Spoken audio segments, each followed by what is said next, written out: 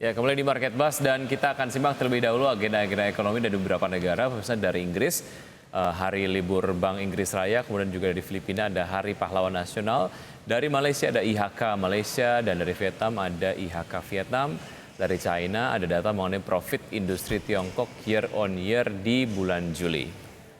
Kemudian pemirsa kita beralih ke emiten ada RUPS dari RALS, ISAT X dividen tunai, dan BSWD ada KUM HMETD. Demikian beberapa rangkuman agenda yang bisa Anda cermati pemirsa untuk perdagangan di awal pekan ini.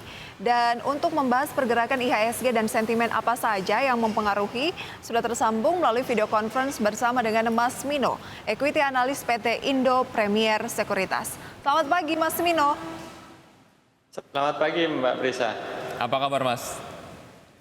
Kabar baik ya? Alhamdulillah baik, Mas. Iya, terima kasih sudah bergabung di Market Bus. Mas Mino, bagaimana Anda menanggapi begitu ya peluang dari indeks harga saham gabungan? Kita lihat tadi Nikkei dan juga Kospi dibuka di atas turun gitu ya, lebih dari 2%. Kemudian Wall Street kemarin turunnya 3-3,9%. Kemudian dari Eropa penutupannya juga memang sudah mengalami koreksi. Apakah The Fed yang tetap akan agresif meredam inflasi di Amerika Serikat ini akan membebani pembukaan dari IHSG pagi hari ini? Ya, saya pikir demikian ya Mbak Prisa. Jadi memang faktor eksternal terutama dari komitmen The Fed ya yang masih akan menaikkan suku bunga untuk menekan angka inflasi. Ini akan menjadi sentimen yang cukup negatif. Kemudian dari dalam negeri juga terkait dengan belum pastinya ya terkait nasib harga BBM bersubsidi, ini juga kelihatannya membuat investor masih akan cenderung hati-hati. Jadi secara umum untuk IHSG hari ini diprediksi masih akan tertekan gitu Mbak Prisa. Baik, secara umum artinya akan ada sektor-sektor yang terdampak signifikan atau semua sektor nampaknya mungkin terdampak dari sentimen ini, Pak Mino? Ya, ini kan boleh dibilang sentimen negatifnya lebih bersifat makro ya. Jadi pengaruhnya tentunya ini lebih ke semua ya, semua emiten di pasar. Jadi tidak hanya emiten-emiten tertentu yang akan terdampak, tapi kelihatannya akan terkena dampaknya semua gitu, Mas Vicky. Oke, Mas Mino, berapa kira-kira potensi koreksi yang akan berlangsung pada IHSG di awal pekan ini gitu ya, setelah merefleksikan apa yang terjadi di Amerika Serikat. Kemudian kan di Amerika yang sempat masih perform meskipun indeksnya turun lebih dari 3%, itu akan sektor energi. Apakah kemungkinan energi di dalam negeri juga nantinya bisa beranomali?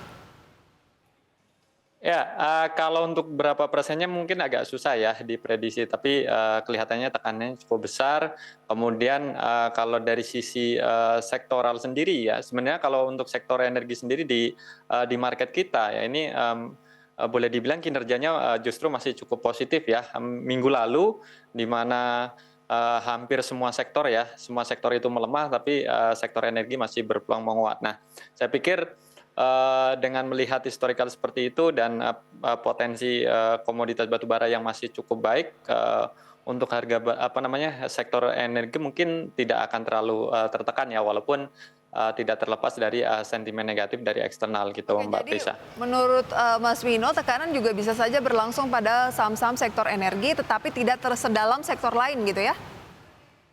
Ya, kurang lebihnya seperti itu. Oke, lalu apa yang bisa diantisipasi strategi perdagangan yang nampaknya aman untuk menyikapi dampak dari statement Jerome Powell dari The Fed begitu yang ini akan dalam tanda kutip menggurita ke seluruh sektor gitu, Mas Vino?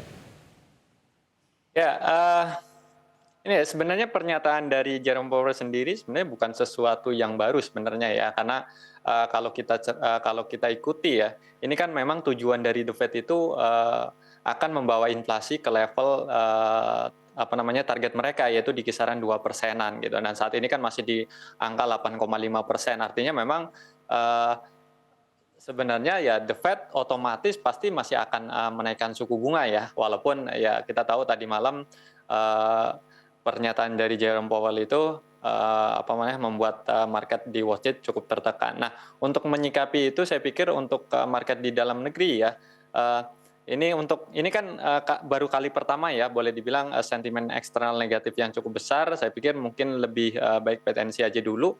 Tapi kalau misalnya teman-teman yang memang untuk investasi ya, karena potensi tekanan cukup besar, bisa juga melakukan yang namanya dollar cost averaging gitu, Mas Vicky. Oke, berarti kalau ditanya apakah IHSG akan terbebani sikap Bank Sentral Amerika Serikat, jawabannya iya gitu ya, Mas Mino ya? Ya, Baik. kurang lebih seperti itu.